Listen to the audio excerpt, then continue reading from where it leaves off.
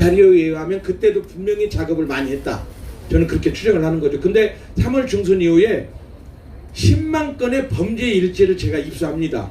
근데 정확하게 이 댓글을, 이 기사에 딸린 이 댓글을 몇 번을 조작했다는 범죄 일지를 제가 입수를 하고 나서 제가 추정했던 거하고 비교해보고 있는 거죠.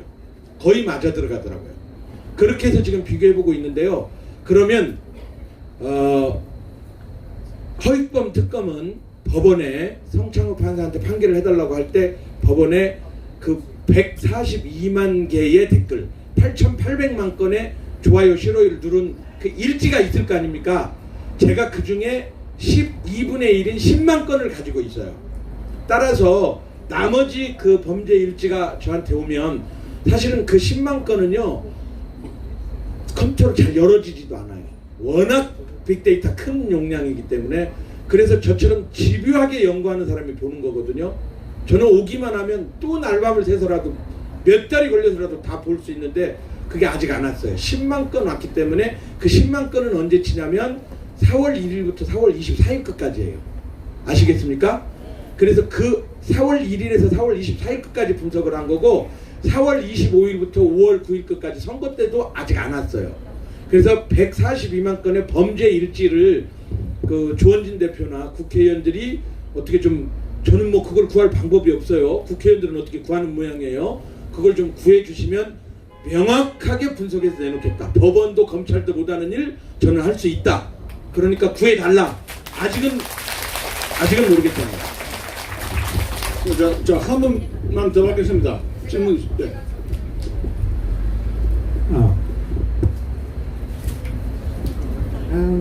사실은 제가 드루킹 재판을 많이 다녔어요. 오늘도 드루킹 김동원 재판을 다녔기 때문에 제가 사실을 제대로 좀 많이 알고 있다고 생각을 하고요. 2016년 11월 9일날 김경수가 산채에 와서 시연하는 걸 봤어요. 그렇게 해서 뭐 고개를 끄덕였다 안 끄덕였다. 지금 김경수의 재판은 이게 요점이에요. 그 시연하는 걸 봤다 안 봤다. 김경수는 거짓말을 철저하게 하고 있는데 내일 또 재판이 있어요. 그래서 김경수가 어떻게 재판할지. 김경수가 태평양의 변호인들을 구성을 해서 한 10명, 12명이 나와요. 그런데 너무나 뻔한 거짓말하고 있고 태평양의 변호인들은 항소심에 추가됐는데 뭐 제가 보니까 열심히 잘하려고 하는데 내용 파악을 제대로 못하고 해서 좀 보복되는 경향이 있고, 드루킹 재판, 김동원 씨 재판은 오늘 재판이 했고 다음 7월 10일 날 결심이 돼요. 그런데 오늘도 서로 이제 직원들이 증인이 나와서 얘기를 하는데, 오늘 증인들 중에 한 양상현이가 나와서 했는데 알바생들을 써갖고 뭐 그 사람에 따라서 한 50만 원씩 주고 사람을 썼다 이렇게 얘기를 한 것도 있었고, 기본적으로 자기네 회원들의 아이디를 모아서 그 아이디로 댓글을 달고 뭐 좋아요도 누르고 했어요. 사실 그 매크로라는 프로그램을 이용을 해서 그런 뭐 댓글도 달고 그거를 했는데, 기본적으로 우리가 네이버나 다음이나 그 네이트에 들어가면은 보통 3개 정도 아이디는 만들 수 있어요. 그렇게 해서 회원들이 아이디를 만들어서 그거를 드루킹 사무실에다 주어서 그 직원들이 그 시간 있는 직원들이 그 아르바이트를 해서 그렇게 한 거고, 그 다음에 2016년 11월 9일날 그 킹크랩을 만들어서 하고 난 다음에 대통령 탄핵된 다음부터 본격적으로 대통령에 대한 얘기들을 퍼날리기 시작을 했고, 5월 9일날 2017년 5월 9일까지 본격적으로 댓글을 많이 달았었어요. 여러 가지로 다 달았어요. 결정적으로 2016년 10월 달에 송민순 씨의 그 북한의 인권 문제를 물어보고 유엔에 뭐 한다 안 한다 그거를 했기 때문에 수작업으로 하기에는 너무 시간이 걸리기 때문에 프로그램을 만들어서 하자. 이게 이제 결정적으로 된 거고, 2016년 6월 30일 날 김경수하고 김동원이가 만났을 때 처음으로 만났었고, 그 다음에 9월 28일 만났을 때 김경수가 새누리당이 어떻게 선거에서 이런 댓글을 조작을 했나를 많이 물으면서 관심을 보였었고, 그 송민순 씨의 그 건으로 결정적으로 프로그램을 만들어서 돌리자 이렇게 했는데, 오늘 제가 들으니까 오경민이가 나왔는데 매크로 프로그램을 만드는데 3시간 정도밖에 안 걸린대요. 굉장히 짧게 걸렸고, 마지막 1심 선고 날 오전에 그 프로그램을 만든 거를 다시 한번 신문을 했었어요. 그런 적이 있었는데 오늘도 보니까 작년에 특검에서 조사를 받을 때 오경민이가 특검 사무실에서 3시간 걸려갖고 매크로 프로그램을 만들어갖고 시연을 했었어요. 굉장히 그 기술자들 같으면 굉장히 쉬운 거예요.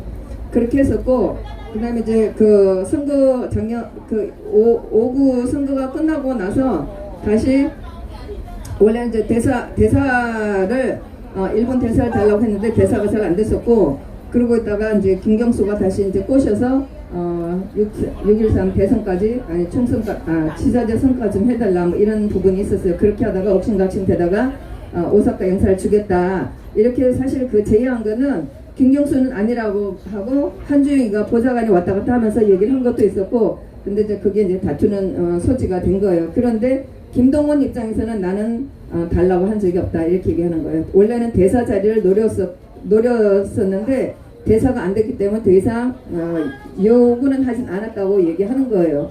그러는데 어쨌든 김동원 자체는 자기는 김동원 자체는 자기는 아무도 요구한 적이 없다고 이렇게 얘기를 하고 한지웅이가 중간에 섰고 뭐 이런 것 때문에 이제 김경수가 선거법 위반으로 걸리기도 하고 그런 건데 뭐 상황은 지금 그렇게 됐고 지금 그러니까 성창호는 네. 지금 저 신문 이제 아니 그 재판 몇 번 하셨어요?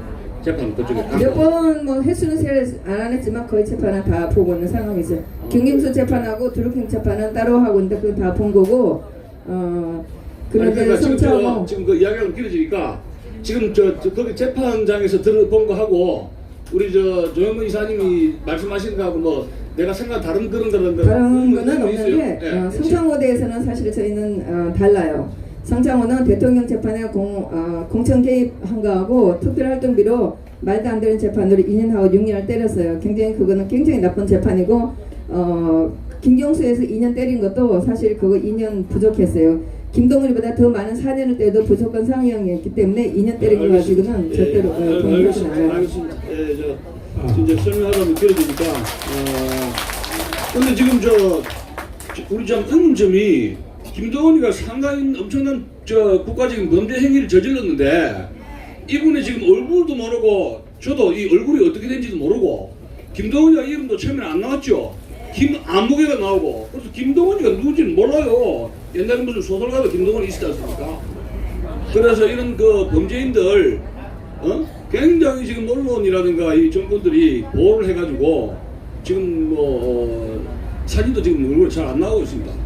김남국이 지금은 이제 많이 나오겠지만. 예, 자 그럼 간단하게 길게. 오늘라도 제가 이 자리에 잘한 것 같습니다. 제가 대통령 문재인이 선거 부여 소송을 제기해 놓은 사람 아니겠습니까? 그런데 대법원에서 여러분 아시다시피 증거가 확실한데도 기각 처분을 했습니다. 그래서 즉각 한 달 내로 그러니까 작년 8월 16일 날 재심 청구 소송을 냈습니다. 그래가지고 대법원에서는 제가 얼마나 논리적으로 그냥 잘 재심 청구 소송을 잘 썼는지 그걸 제압을 해야 너희가 주장하는 건 이렇고 이렇게 해서 이건 참고 가치가 없다. 너희 얘기는 헛소리다. 이렇게 해야 기각이 되잖아요. 예. 그러면 재심 청구 소송을 내면은 4개월 안에 기각 처분을 하든가 재심 심리를